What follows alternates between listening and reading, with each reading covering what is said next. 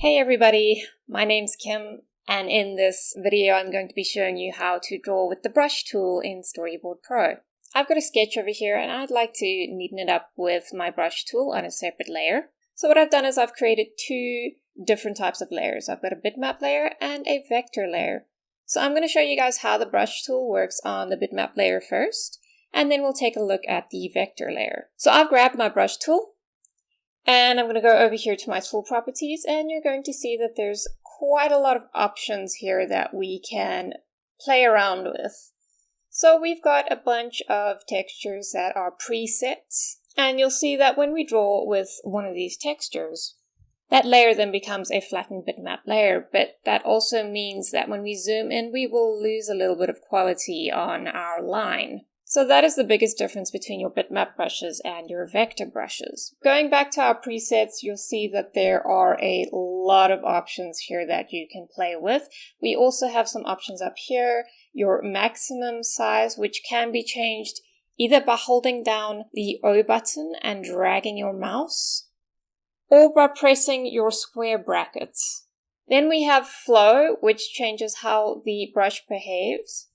As you can see, when I draw with less flow, I get a different result than I do when I draw with a heavier flow. We also have opacity, which kind of speaks for itself. It's your transparency of your brush. Now, these are all just quick settings that you can access immediately, but we can go even deeper into the brush settings. So here we have our bitmap brush properties. This is really going in depth with what you can do with your bitmap brushes. We have our tip shapes, as you can see. There's a lot of options here. And then you have your usual maximum size, your minimum size. So this will depend on how hard you press if you're using a tablet. So right now the minimum size is 25% of the maximum size. We have our roundness and angle, which will actually change the shape of the brush. So it will squash the brush. And you can also rotate and angle the brush. We have our hardness and our spacing. So this will make your brush softer or harder. And the spacing will create an effect where the brush sort of spaces itself out.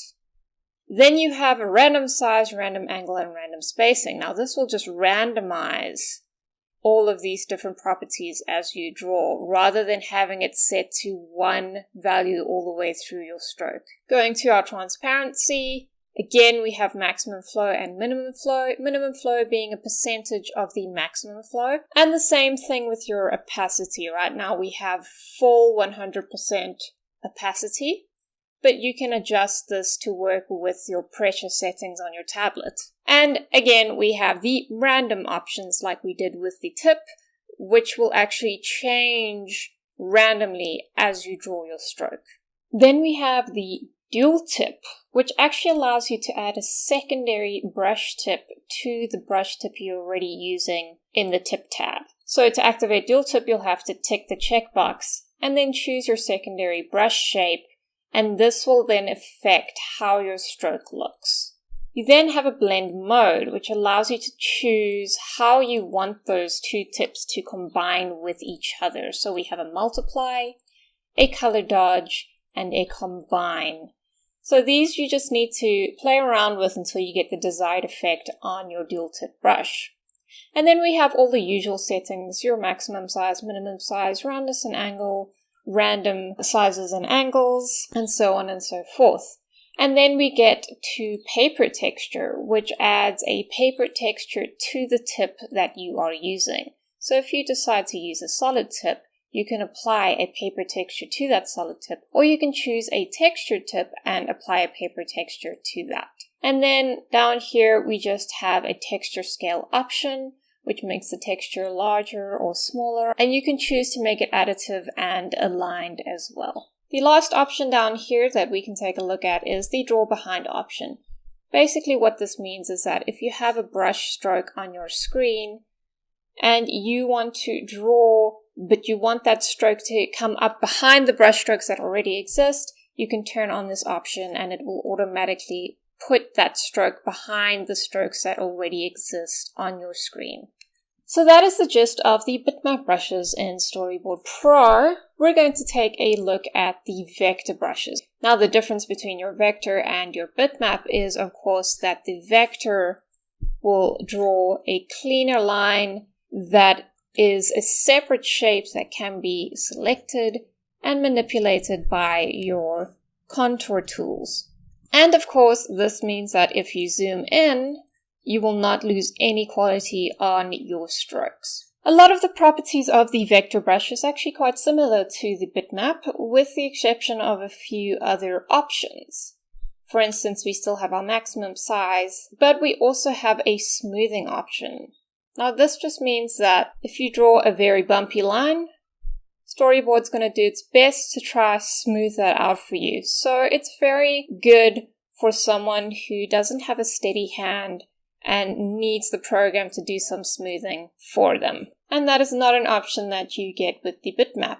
You can also see here that we don't have an opacity or flow option in the tool properties, but we're going to go deeper into those properties soon.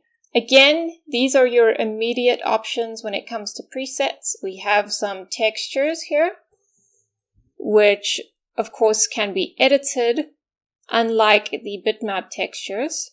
And we have our draw behind option, but we also have another option here, and this is your auto flatten.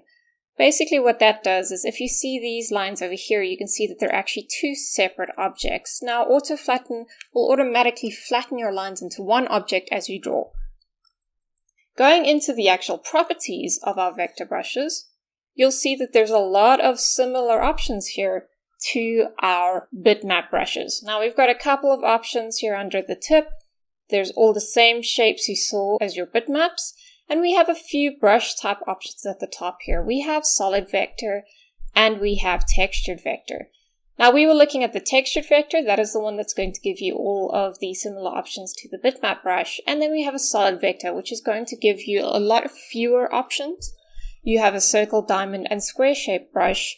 And then, of course, you have all of the same settings underneath as you had with your bitmap brush. And the same thing goes for your textured vector. So I can grab one of these textures.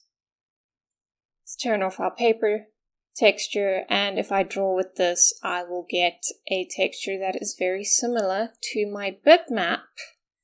But now it is a vector shape that I can edit, unlike the bitmap brush. However, it is important to know that we are using a bitmap texture within a vector envelope, and therefore you will lose some quality if you zoom in. Whereas if you use a solid vector brush, you will not lose quality when you zoom in. Okay, going back to our brush options. We have our smoothing, which is again something that you do not see in the bitmap options. You have centerline smoothing and contour smoothing. Now the centerline smoothing refers to the centerline tool. In other words, it's going to do a smoothing from the spine of the brush stroke, and the contour smoothing is going to smooth the actual contour of the brush stroke, so the outside of the brush stroke. Then we have our transparency, and here we actually have our flow and opacity options, which you don't see in the easy to access tool properties. So we have our maximum flow, minimum flow, opacities, and randomizing, just like we did with our bitmap brush. We also have an option for anti-aliasing.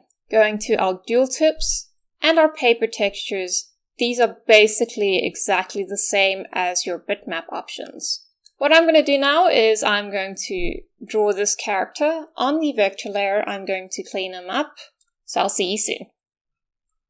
I'm back, and here is my character drawn with the vector brush tool. As you can see, he's got contours, and we are not losing any quality when we zoom up on this character. So that is drawing with the brush tool in Storyboard Pro.